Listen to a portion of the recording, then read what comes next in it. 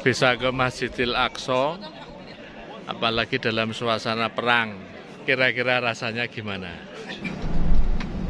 Di bas tidak boleh masuk ke masjid. Hanya tas kecil, paspor, uang.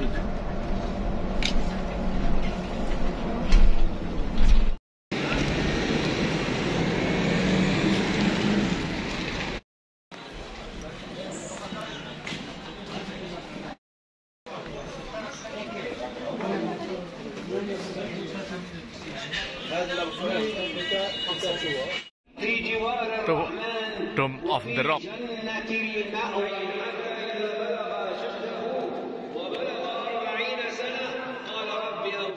Alhamdulillah teman-teman, visa ke Israel akhirnya keluar 1 hari sebelum saya terbang pulang ke Indonesia. Jadi maksudnya begini teman-teman, saya itu sudah beli tiket dari Jakarta, Jeddah, kemudian dari Madinah ke Amman di Yordania. Jadi planningnya itu umroh dulu ke Mekah, kemudian ke Madinah, baru ke Yordania, setelah itu ke Masjidil Aqsa. Setelah dapat tiket, kemudian baru saya mencari agen travel yang bisa mengatur perjalanan ke Yerusalem atau Masjidil Aqsa. Ternyata 2 minggu sebelum saya berangkat, 7 Oktober, pecah perang di Gaza. Karena sudah terlanjur beli tiket, ya udah tetap aja berangkat. Sambil menunggu visa Israel keluar, saya jalan-jalan dulu di Yordania. Lagi nyetir di padang pasir, guys.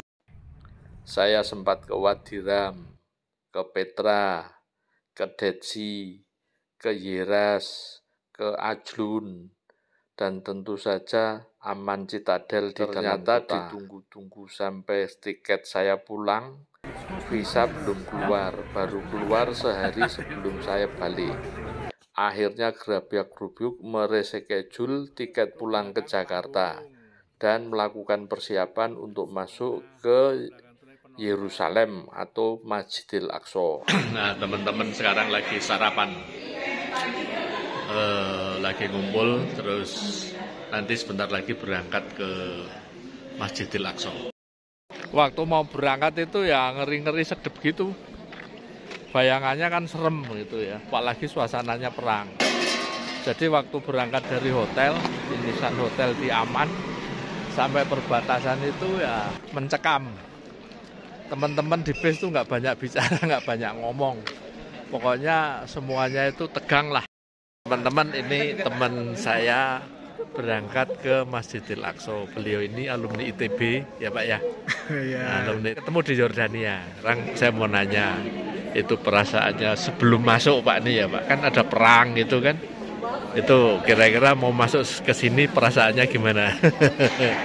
Ya jelas lah, khawatir banget. Khawatir sekali waktu berangkat.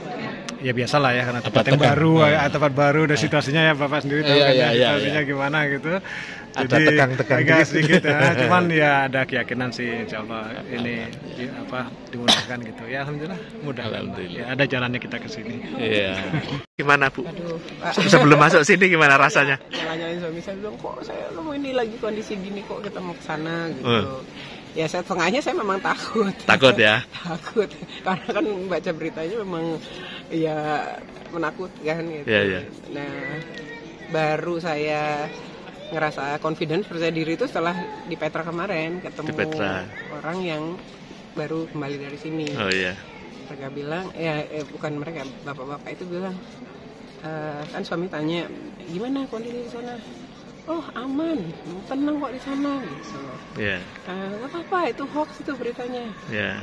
Jadi alhamdulillah saya jadi tenang gitu. Tapi di jalan tuh dari hotel sampai perbatasan gimana? Oh di perbatasan, ya saya sih agak nervous, tapi saya yakin bisa masuk. Yakin gitu. masuk. Jadi walaupun sudah ada info bahwa di Masjidil Aqsa aman, tetap saja kami merasa khawatir. Apalagi sebelum berangkat ada briefing tertulis dari agen soal situasi di perbatasan, ya pokoknya bikin deg-degan gitulah.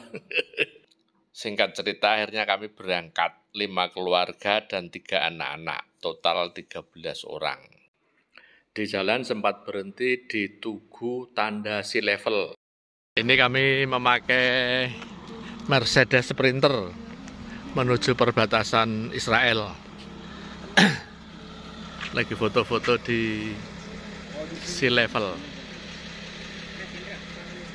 Jadi titik yang sama dengan permukaan laut. Kemudian kami akan turun ke sana sampai 400 meter di bawah permukaan laut. Baru ini pemandangan di Lembah Yordan. Kategorinya paling subur. Walaupun kalau dibanding Indonesia ya nggak ada apa-apanya. Itu. Nah, teman-teman, ini adalah tempat penitipan barang. Jadi kalau kita mau masuk ke Israel, itu barang-barangnya supaya nggak ribet, kopernya dititip di sini. Jadi kita masuk ke Israel itu hanya bawa barang seperlunya. 3 hari ya cuman bawa baju, mungkin alat dokumentasi, handphone, itu aja. Sementara barang-barang yang lain dititip di sini. Cuman ini belum buka. Ini juga toko oleh-oleh khas Laut Mati. Jadi ada souvenir kalau mau beli oleh-oleh di sini. Wow, dalamnya tokonya gede banget. Di sini pernah Laut Mati ada 3 nama, ada Palemo, Ahya, sama Lepan. Kenapa ada 3? Dan di sini 4 juga dari Jawa Timur. Dan stafnya ada yang bisa bahasa Indonesia. Artinya itu orang Indonesia banyak banget yang kesini. Ini cangkang telur burung unta. Terus dibikin hiasan. Kalau dibawa dilempar-lempar di pesawat, bisa pecah kali ya. Tokonya gede banget dan pinter dia memperkerjakan orang Indonesia.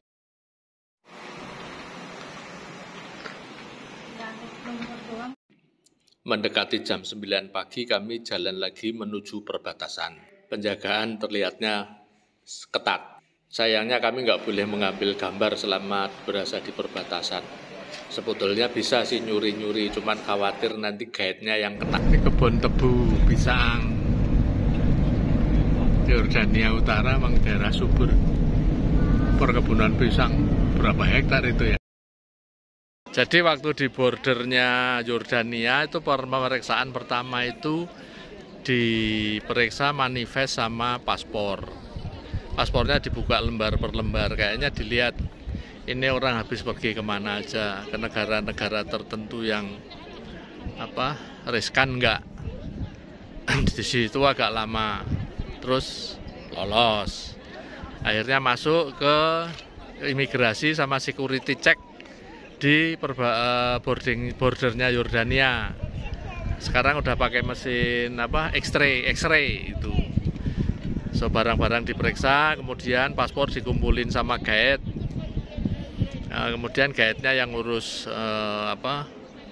exit permit-nya. Terus jalan lagi diperiksa sekali lagi itu sama polisi Yordania. Dan yang keempat itu adalah posnya Israel. Lagi menunggu urusan paspor. Ini di border sisi Yordania mau masuk ke Israel.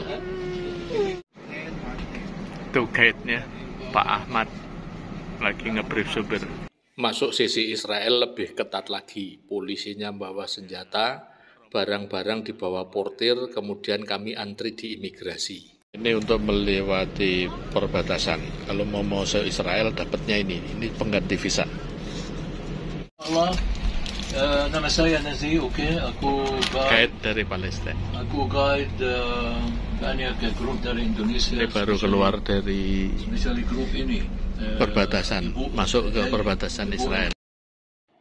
Alhamdulillah mungkin karena ada anak-anak, rombongan kami tidak diperiksa dengan ketat. Pokoknya bablas saja di imigrasi. Seperti pemeriksaan di di perbatasan di negara-negara lain gitu aja. Yang katanya paspornya ditahan random, barangnya ada yang dicek, apa itu nggak ada. Tapi memang kami membatasi sih bahwa barang bawaannya juga di imigrasi dapat visa masuk, di print gitu, terus paspor kita tidak dicap karena tidak ada hubungan diplomatik antara Indonesia dengan Israel. Kemudian kami disambut guide dari sisi Palestina namanya Pak Naji dengan bis yang berbeda. Di sana tuh Jericho. Jericho itu terkenal kurmanya gede-gede. Sebelum tiba. Ini titik terendah di bawah permukaan laut, 430 meter di bawah permukaan. Ini arah sana jalannya gersang banget. Jalan utama, oke. Ribat tahun digunakan supaya Sekitar 45 menit perjalanan kami mulai melihat kota Yerusalem. Masuk kota Yerusalem ini.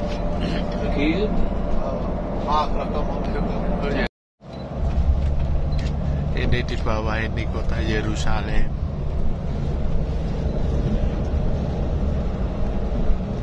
Melewati checkpoint Israel, checkpoint pasti tidak boleh. Di batas kota kami diberhentikan di checkpoint. Kemudian ada petugas polisi perempuan naik ke bis memastikan bahwa kami rombongan dari Indonesia. 10-15 menit kemudian kami mendekati kota tua Yerusalem yang merupakan komplek Masjidil Aqsa berada di dalamnya. Di bus tidak boleh masuk ke masjid. Hanya tas kecil, pasport, uang.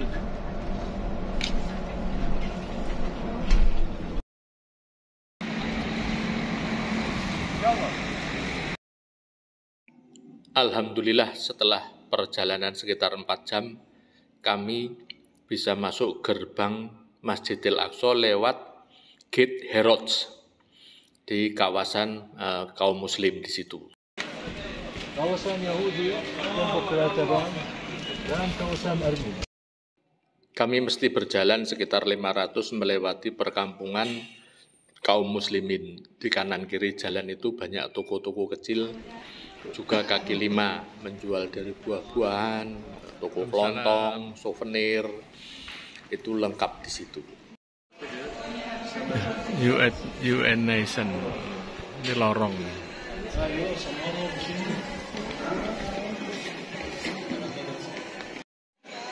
Jadi kanan kiri ini rumah dihuni sama masyarakat. Teman-teman, demikian cerita perjalanan saya dari kota Amman di Yordania menuju Masjidil Aqsa di Yerusalem Timur. Berikutnya insya Allah akan saya ceritakan pengalaman 3 hari berada di Masjidil Aqsa. Kebetulan pada saat Perang Gaza terjadi, yaitu di bulan November tahun 2023. Indah sekali ini masjidnya, teman-teman. Menjelang maghrib, sholat maghrib. Yang jelas tuh suasananya memang sepi dan agak mencekam. Tapi seperti apa, ikuti terus videonya ya. Oke teman-teman, sampai di sini dulu. Nantikan cerita-cerita berikutnya pengalaman saya di Masjidil Aqsa. Terima kasih. Wassalamualaikum warahmatullahi wabarakatuh.